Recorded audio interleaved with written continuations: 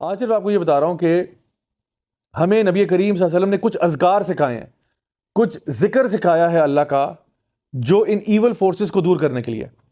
ہماری لائف میں کبھی کبھار چیزیں میس اپ ہو جاتی ہیں، اس لیے ہو جاتی ہیں کیونکہ ہمارے ساتھ کوئی نیگیٹو فورسز اٹیچڈ ہوتی ہیں، یعنی جنات وغیرہ جو ہیں ہمیں ہارم کرنا چاہ رہے ہوتے ہیں۔ اس کی بھی وجہ ہے کہ کیوں کرنا چاہ رہے ہوتے ہیں۔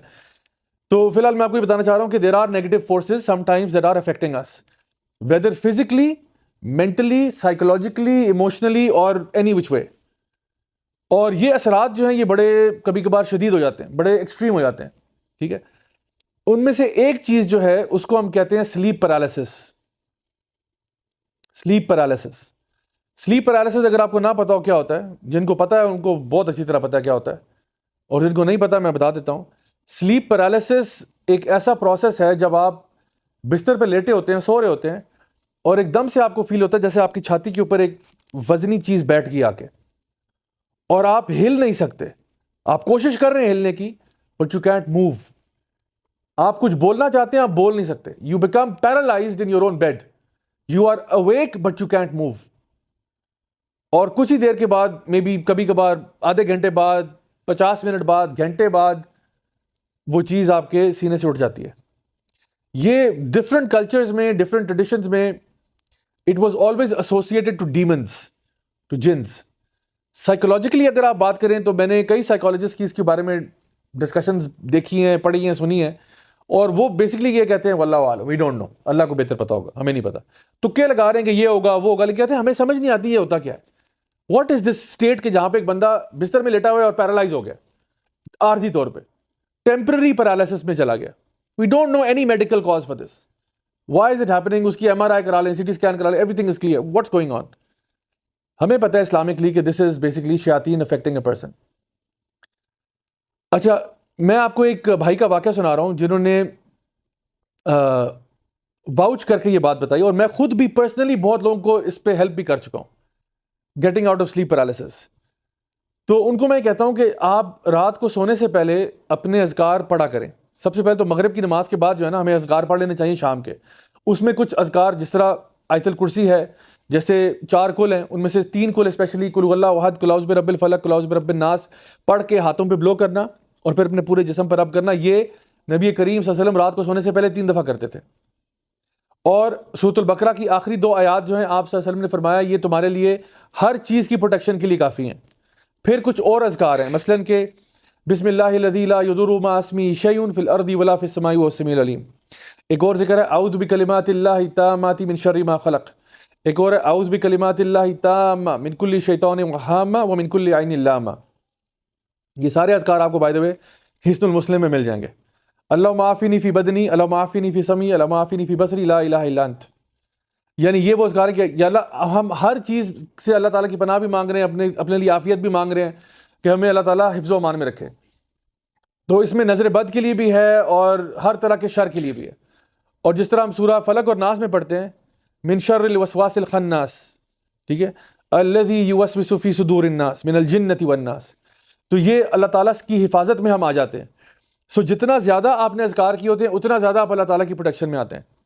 جن بھائی کا تذکرہ میں کر رہا تھا، انہوں نے مجھے کہا کہ میں نے یہ ریپیٹیبل چیز دیکھی ہے، ریپیٹیبل، کہ جب میں رات کو سوتا تھا اور مجھے سلیپ پیرالسس میں ایکسپیرینس کرتا تھا، تو کہتے ہیں جیسے ہی میں بولنا اپنے مطلب ہوش میں تھا اور میں موو نہیں کر سکتا، تو میں بڑی مشکلوں سے نا میں کہتا تھا اعوذ باللہ من الشیطان الرجیم، بولنا چاہ رہا ہوں لیکن مجھے کوئی بولنے نہیں دے رہا، اور میں زور لگاتا، بہت زور لگاتا اعوذ باللہ، اور کہتا فائنلی جب میں بول لیتا تو وہ ایسے چیز ہٹ جاتی جیسے کہ بالکل ڈسپیئر ہو گئی۔ کہتے ہیں یا پھر کبھی کبھار میں اللہ لا الہ پڑھتا، اللہ، اور کہتا ہے مجھے کوئی چیز روک رہی ہوتی، اللہ لا الہ، کہتے ہیں جیسے میں بولتا اللہ لا الہ الا هو الحی القیوم، اور ایک دم سے وہ چیز غائب ہو جاتی۔ کہتے ہیں میں نے بار بار یہ کیا ہے، بار بار یہ کیا ہے، every single time it's worked, every single time. جن بردر کو میں نے ریکمینڈ کیا تھا وہ کہتے تھے مجھے رات کو نا میں سوتا ہوں تو مجھے پرابلم ہوتا ہے۔ ہم نے ان کو ریکمینڈ کیا کہ آپ نا صبح شام کے اذکار پڑھا کریں، شام کے اذکار خاص طور پہ، تو ان کا رات والا مسئلہ ٹھیک ہو گیا، الحمدللہ رات والا ٹھیک ہو گیا۔ لیکن پھر کیا ہوا، وہ کہتے ہیں فجر کی نماز کے بعد جب میں سوتا ہوں تب مجھے ہوتا ہے۔ تو میں نے کہا کہ نبی کریم صلی اللہ علیہ وسلم کی حدیث ہے کہ جب آپ رات کو سونے سے پہلے آیت الکرسی پڑھتے ہیں تو آپ کے بستر کے ساتھ ایک فرشتہ تعینات ہوتا ہے آپ کی حفاظت کے لیے، جو صبح فجر تک آپ کی حفاظت کرتا ہے. فجر کے بعد وہ چلا جاتا ہے. تو فجر کی نماز کے بعد آپ نماز پڑھ کے فوراً سے بستر میں گھس گئے، now you don't have any protection. تو نماز پڑھنے کے بعد اپنے اذکار کرنا ضروری ہے. تو الحمدللہ جب ان کو ریکمینڈ کیا تو یہ کرنے سے فائدہ ہوا، یعنی کہ رات کو ذکر کر لیا، صبح فجر کی نماز کے بعد یہ نہیں کیا کہ نماز پڑھ کے فوراً منہ سے لپیٹ کے سو گئے، ایسے نہیں، اذکار کیے اپنے صبح شام. اور جو میں نے حفاظت کی دعائیں بتائی ہیں خاص طور پہ یہ، یا پھر قل اللہ احد، قل اعوذ برب الفلق، قل اعوذ برب الناس پڑھا، ہاتھوں پہ بلو کیا ایسے کر کے، اور پورے جسم پہ ہاتھ رب کیے جہاں تک ہاتھ پہنچتے ہیں. 3 دفعہ یہ پروسیس کیا، الحمدللہ نو پرابلم آفٹر دیٹ. سو میں آپ کو بتا رہا ہوں کہ یہ جو اذکار بتائے گئے ہیں یہ آپ کی حفاظت کے لیے. ایک تو ویسے ہی اللہ کا ذکر اکبر ہے، وَلَذِكْرُ اللَّهِ اکبر، وہ تو ویسے ہی ہے. It is the best of deeds. It is the deed that will raise your ranks the most. It is better than spending gold and silver in the path of Allah. It is better than jihad fi sabilil Allah. وہ تو ویسے ہی ذکر کے فائدے ہیں اتنے سارے. لیکن سب سے بڑا ایک فائدہ یہ بھی ہے کہ آپ اللہ تعالیٰ کے حفظ و امان میں آ جاتے ہیں، آپ ہر قسم کے شر سے بچ جاتے ہیں.